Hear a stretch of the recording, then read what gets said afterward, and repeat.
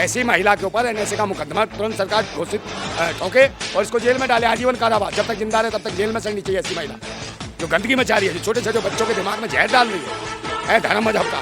ये आगे बच्चे क्या करेंगे? आज थप्पड़ मरवा रही है, कल बम मारेंगे ये लोग, समझे? उसके बच्चे का मन में क्या आएगा इस बच्चे को थप्पड़ मरवा रहे? तो त्यागी जो समाज के लोग थे वो भाजपा से नाराज थे। ये महिला त्यागी समाज की, तो त्यागी त्यागी दिखा रहे हैं, फलानी महिला त्यागी है, त्यागी है। नमस्कार, मेरा नाम है मेघा हिंदुस्तानी और इस वक्त हम बातचीत करने वाले हैं क्रांतिकारी नंदा भाई राजपूत जी से। और विषय यह है कि उत्तर प्रदेश के मुजफ्फरनगर में किस प्रकार से एक विद्यालय में ये देखा गया कि एक महिला शिक्षिका जो है अपने ही सामने एक बच्चे को 7 साल के बच्चे को बाकी बच्चों से पिटवाती है, और वो बच्चा जो है मुसलमान है। कैसे देख रहे हैं सर इस मामले को? क्योंकि अब जो है हिंदू मुसलमान वाली राजनीति जो है इसका शिक्षण संस्थानों में भी प्रवेश कर चुकी है। क्या कहेंगे सर इस पर?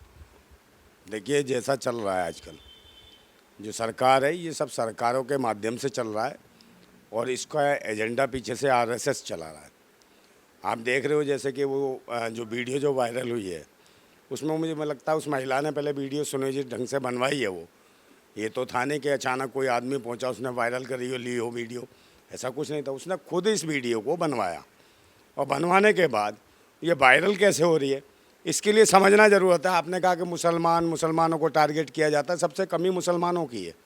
जो मैंने इस वीडियो को देखा, इससे पहले भी एक वीडियो वायरल हुई थी जो नूह से हुई थी कि उसमें तलवारें दिखा रहे थे और दुकानों को अल्टीमेटम दे रहे थे कि दुकानें खोल दी तो मार देंगे, तो वो वीडियो भी वायरल हुई। तो मैं ये पूछना चाह रहा हूँ, जब ये आरएसएस जो इस प्रकार की वीडियो जो प्रोपेगेंडे जो चला रही है, ये वीडियो जितने वायरल होते हैं सब मौलानाओं के हाथ से होते हो, जितने वीडियो कहीं भी जा रहे हैं वो सब मुसलमानों के हाथ से पहुँच रहे हैं वीडियो। मेरे पास अभी तो कोई वीडियो उनमें से कोई भी नहीं आया कि जिसको ये तथाकथित हिंदू कहते हैं कि हिंदू वायरल कर रहा हो इस वीडियो को, पर इसको मुसलमान ही वायरल कर रहे हैं। तो इसको हवा कौन बना रहा है? मुसलमान बना रहे।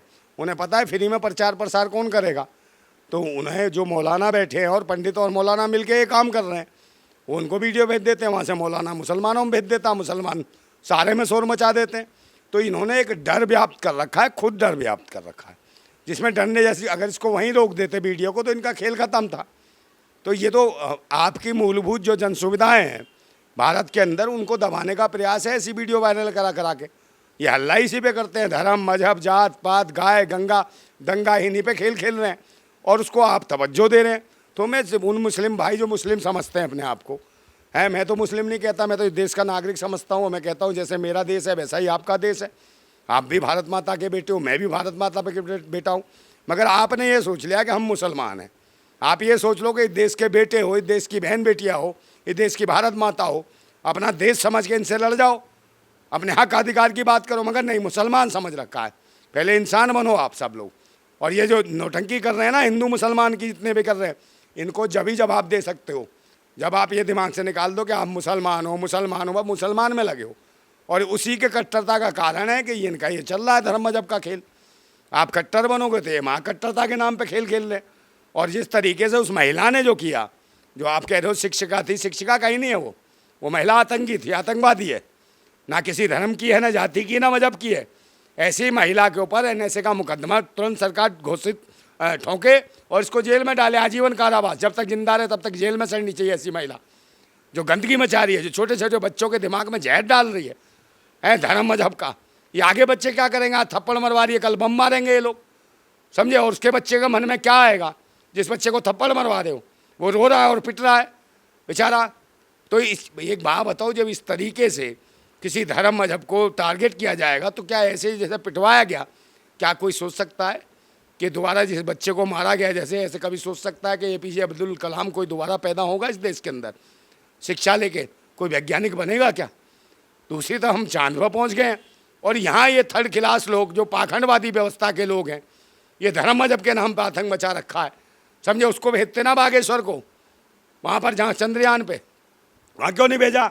और वो पाखंड चमत्कार की बातें करता, उससे पूछो ना काहे से गया था लंदन, है? यहाँ तो हिंदू राष्ट्र की बात करता है, वहाँ लंदन में क्या लंडू राष्ट्र की बात कर रहा था बे, है? ये बता मुझे। और दूसरे नंबर काहे से गया था?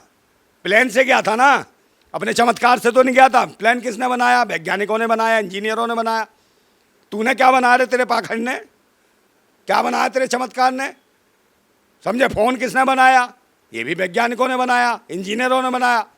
तूने क्या बताया? बता, तेरे पाखंड ने क्या बनाया, तेरे चमत्कार ने क्या बनाया? वाईफाई से जिससे बात करता है, एसी में जिसमें रहता है तू, जिस 4 पहिए गाड़ी में घूमता है, वो तूने किया है चमत्कार? बता। अच्छा, उल्टा वो जो महिला है वो कह रही है कि वीडियो के साथ छेड़छाड़ की गई है। हाँ, वीडियो के साथ क्या? तूने तो पूरे दुनिया के साथ छेड़छाड़ कर दी। अपनी बता ना, तू एक दूध की धुली है, समझे? आतंकी हो, ज़्यादा सफाई मत दे। और डराने का काम करते, तुम्हारी सरकार के लोग डराते हैं, समझे? उसके पिता को डरा दिया, कह रहे हमारा तो समझौता हो गया। मैं पूरे देश में बवंडर कटवा दिया तुमने, एक डर का वातावरण खत्म करने के बाद में अपना समझौता हो गया तुम्हारा। क्या मजाक बना रखा है?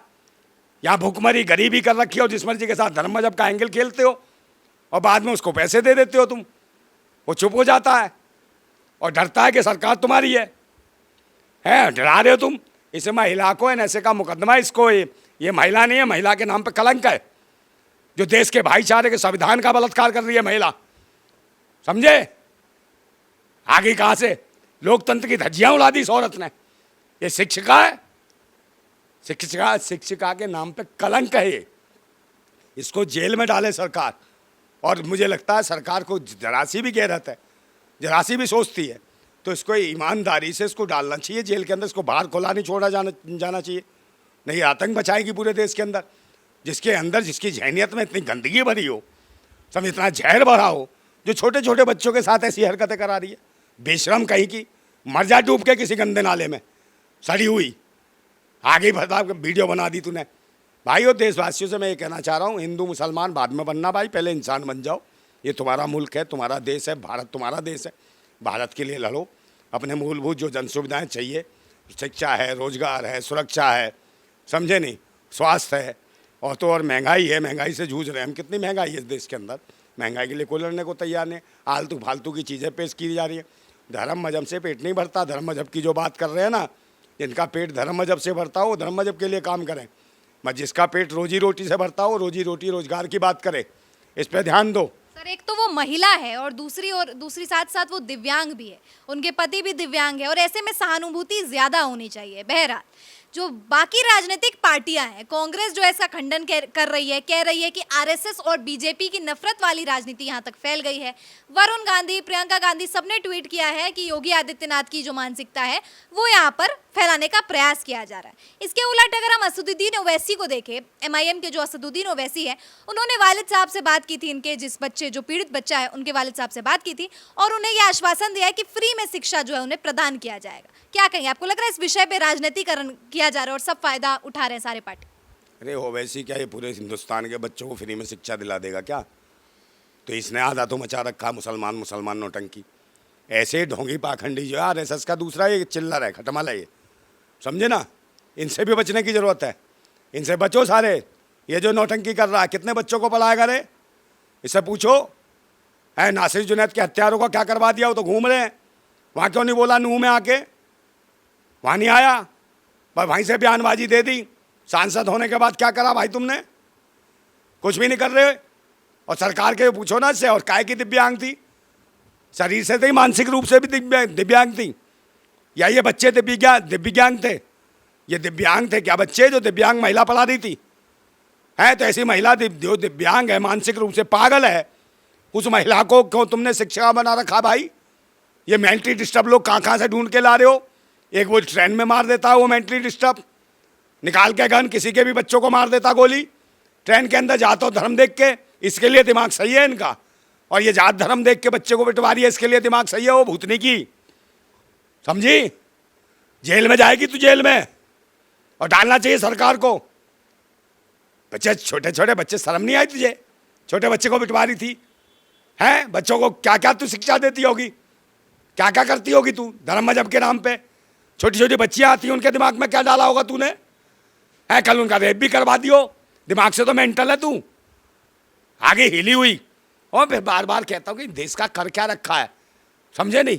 ये धर्म मजहब के जो पाखंड का जो धुआं सा उठ रहा है, ये जो धर्म मजहब के पाखंड का ये जो धुआं सा उठ रहा है, ये जो धर्म मजहब के पाखंड का ये जो धुआं सा उठ रहा है, कहीं मेरी भारत माता घुट तो न जाएगी? कहीं मेरी भारत माता घुट तो न जाएगी? ये जो भगवा सी लपटें उठ रही हैं, कहीं मेरी भारत माता जल तो नहीं जाएगी, कहीं मेरी भारत माता जल तो ना जाएगी। हम क्रांतिकारी हैं, हम क्रांतिकारी हैं, दिल में और हाथ में क्रांति की मसाल लिए फिरते हैं।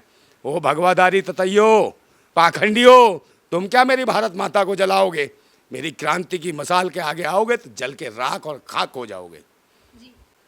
नंदा भाई, आखिरी सवाल मेरा आपसे ये है कि एक जुबैर, मोहम्मद जुबैर नाम के पत्रकार है, उन्होंने, होता ये है अमूमन कि जब कोई जिसके साथ पीड़ित होता है उसकी जो आइडेंटिटी है, पहचान, उसको नहीं सार्वजनिक किया जाता है, लेकिन मोहम्मद जुबैर जो पत्रकार है उन्होंने उस बच्चे की जो पहचान है वो सार्वजनिक कर दी, जिसके बाद जो है उन पर ही मुकदमा यानी कि FIR दर्ज कर दिया। तो आप क्या कहेंगे कि जिस प्रकार से उन्होंने पहचान तो लीक की या पहचान सबके सामने लाई, तो उनका उद्देश्य ये था कि मालूम चले कौन बच्चा है और क्या कुछ हुआ है, लेकिन उनके खिलाफ ही FIR दर्ज कर दी गई, क्या कहेंगे आप? देखिए, सरकार काम ही वो कर रही है, वो क्या न्याय देगी इसको? जब हिंदू मुसलमान देख के वो काम ही कर रही है, जब धर्म मजहब के एंगल से काम ही कर रही है, तो फिर वो चाहे पत्रकार हो चाहे कोई भी हो, उनको टारगेट किया जा रहा है। हाँ, मुझे बताओ क्या चल रहा है इस देश के अंदर?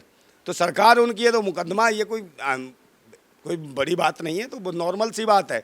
इन लोगों को टारगेट किया जा रहा, क्योंकि इन्हीं के नाम पे दुकान चला रहे हैं, मुसलमानों को टारगेट कर रहे हैं, इन्हीं के नाम पे खा रहे हैं, और मुसलमानों को मार भी नहीं सकते ना भगा सकते। मैं बता रहा हूँ, डरो मत मुसलमानों, तुम मुसलमान बनते हो ना, डरो मत, इंसान बनो, भारतवासी बन जाओ।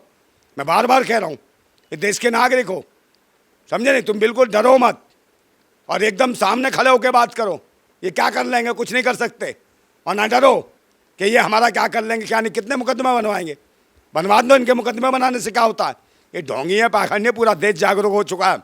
अब कोई इनके पाखंड में नहीं आ रहा, ना इनकी यात्रा में, ना शोभा यात्रा, जो सब यात्रा निकालना चाहते हैं, ये कलश यात्रा, जो कलेश यात्रा निकालना चाहते हैं भारत के अंदर, कोई नहीं खट्टा हो रहा अब इनके साथ। सब जान चुके हैं, ढोंगी पाखंडी भिखमंगे, भीख मांग मांग के आए थे, समझे? जो जिसके पास जो तजुर्बा होगा वही तो करेंगे। इन्हें भीख मांगने का तजुर्बा है, पूरे देश से भीख मंगवाना चाहते हैं, सारा देश बेच चुके हैं, समझे नहीं? कहीं भी कोई सुरक्षा की गारंटी नहीं है। बहन बेटियों के साथ सभी जानते हैं मणिपुर में क्या किया, समझे नहीं? कहाँ क्या नहीं किया इन्होंने। और दूसरे नंबर उत्तर प्रदेश में बुरी हालत है, सब जगह यह हालत है, इनको कोई मैटर ही नहीं मिल रहा। अब इस महिला को आगे ले आए, क्योंकि त्यागी जो थे, त्यागी जो समाज के लोग थे, वो भाजपा से नाराज थे। ये महिला त्यागी समाज की, तो त्यागी त्यागी दिखा रहे हैं कि मैं फलानी महिला त्यागी है, त्यागी है, ताकि ये कहें त्यागी के पीछे पड़ गए। अरे जो आतंकी मानसिकता की महिला, किसी का जात नहीं, कौम नहीं होती उसकी कुछ, जो आतंकी है वो आतंकी है, जो देशद्रोही है, जो बच्चों के साथ अन्याय कर रही हो, जो समाज के साथ अन्याय कर रही हो, जो राष्ट्र के संविधान का मजाक उड़ा रही हो, वो किसी समाज की नहीं है, वो आतंकवादी है, देशद्रोही है। ऐसी महिला को तुरंत अंदर डाल देना चाहिए, और वो पत्रकार को भी हिम्मत बना के रखनी चाहिए कि अपनी पत्रकारिता का जो आपने मुजाहरा किया है बहुत अच्छी बात है, आगे भी करो, डरो मत इनसे। कितने मुकदमे बनाएंगे? है, सब लोगों को एकदम खुल के आना चाहिए, कोई घबराने की जरूरत नहीं है। भाई, पत्रकार का काम ही है सच्चाई आगे लाना, मगर बताना जरूरी है कि ये सरकार नकारा निकम्मी है। दूसरे नंबर, हमारे देश में सबसे बड़ी परेशानी क्या है कि इस देश को चला रहा है जो तानाशाह, वो इस देश का है खलनायक, समझे? और जो विपक्ष है वो नालायक है, एक खलनायक, नालायक। इस वजह से देश की दुर्दशा हो रही है, इसलिए जो देश की आवाम है, जनता है, वो घुट रही है। आज विपक्ष कोई नहीं है, देश की जनता है। सरकार ने और विपक्ष ने देश की जनता को ही विपक्ष समझ रखा है। जनता विरोधी है, विपक्ष भी जनता विरोधी है, सरकार जो बैठी है सत्ता में वो भी जनता विरोधी है, पब्लिक विरोधी लोग हैं, और ये देश को बेच रहे हैं, पब्लिक को बधुआ गुलाम बनाने की ओर लेके जा रहे हैं देश को। इससे बचने की ज़रूरत है। भगत सिंह को याद करो, हैं, चंद्रशेखर आज़ाद को याद करो, अशफाक उल्ला खान को याद करो, शहीद उधम सिंह को याद करो, इनको याद करो, इनकी तरह लड़ो एकदम, नेताजी सुभाष चंद्र बोस की तरह। काहे को डर रहे हो? ये डरपोक लोग हैं। अगर सीना खड़ा हो जाएगा ना तान के, तो ये साले भागते फिरेंगे, ये पाखंडी ढोंगी, ये डराते हैं, सामने आके नहीं लड़ सकते। जब इनकी सरकार है, सब कुछ है, तो गोली क्यों नहीं मरवा देते भाई मुसलमानों को? तुम्हारे पास सेना है, पुलिस है, फोर्स है, काहे को ये आतंक मचवाते हो आपस में? तुम्हें सारी ताकत दे दी ना, तुम्हें हिंदुओं की इतनी चिंता, उतनी क्यों? ये नाटक नौटंकी छोड़ो, और तुम्हारे शासन में खतरा होता है हिंदुओं को। तुम्हारे ही शासन में अक्षरधाम मंदिर में घुस जाते हैं आतंकी, तुम्हारे ही शासन में संसद भवन में आतंकवादी घुस जाते हैं, तुम्हारे शासन में उरी में, पठानकोट में और पुलवामा में जवान शहीद होते हैं तुम्हारी शासन में। अबे आतंकवादी तुम्हारी सरकार है, देशद्रोही हो तुम, इस देश को तरक्की से रोक रहे हो, मजाक बना रखा है इस देश का, समझे नहीं। और फिर वही बात है गुस्सा कि सब्र सहने की भी एक सीमा होती है, सब्र सहने की भी एक सीमा होती है। बाण टूटता धीरज का तबती होती है, अत होने पर प्रलय और प्रवर्तन होता, तब नई सुबह की नई सृष्टि का सृजन होता। ये समय है परिवर्तन का 2024 में। अब की बार मोदी सरकार नहीं, इस बार मोदी सरकार का अंतिम संस्कार होगा। और जो कहते थे ना हर हर मोदी, अब लोग कह रहे हैं मर मर मोदी, मर मर मोदी, मर मर मोदी। जिंदाबाद भारत।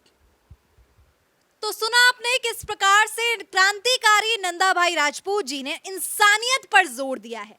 यानी उत्तर प्रदेश के मुजफ्फरनगर में जिस प्रकार से एक शिक्षिका बच्चों को, जो बच्चा है उसे पिटवाते हुए नजर आई, और वो मुस्लिम के नाम पर, और जो हिंदू मुस्लिम की ओझी राजनीति फैली हुई है पूरे प्रदेश में या ये कहे पूरे मुल्क में, वो कितनी ज्यादा घृणित है, जिसपे तमाम राजनीतिक पार्टी और तमाम राजनीतिक पार्टियों के जो लीडर्स हैं, जो नेताएं हैं, उन्होंने टिप्पणी की है। लेकिन इस सबसे ज्यादा महत्वपूर्ण ये है कि ये मानसिकता जो हम सब के अंदर लिप्त है, बेशक कल को कोई शिक्षक हो या आज कोई डॉक्टर हो या परसों कोई और पेशेदार हो, लेकिन इस पेशेवर होने के बावजूद आपकी जो मानसिकता है वो आपसे क्या कुछ करवा देती है। तो जरूरत है तो इस मानसिकता को बदलने की, तभी जो है मुल्क में सुधार हो सकता है और जो हिंदू मुसलमान का जो भाईचारे वाली बात है उसका संदेश दिया जा सकता है। यानी कि सरकार तो जिम्मेदार है ही, लेकिन हम सबको जो है इन सरकार की जिस प्रकार से राजनीति कर रही है ये सरकार, उस राजनीति के अंदर नहीं आना है, उस हिंदू मुसलमान की तुष्टीकरण वाली राजनीति के अंदर न आकर अपना दिमाग इस्तेमाल करके जो है भाईचारे और इंसानियत की बात आगे रखनी है। अपनी प्रतिक्रिया कमेंट सेक्शन के जरिए जरूर दीजिए, वीडियो को लाइक कीजिए और ज्यादा से ज्यादा लोगों में शेयर कीजिए। धन्यवाद।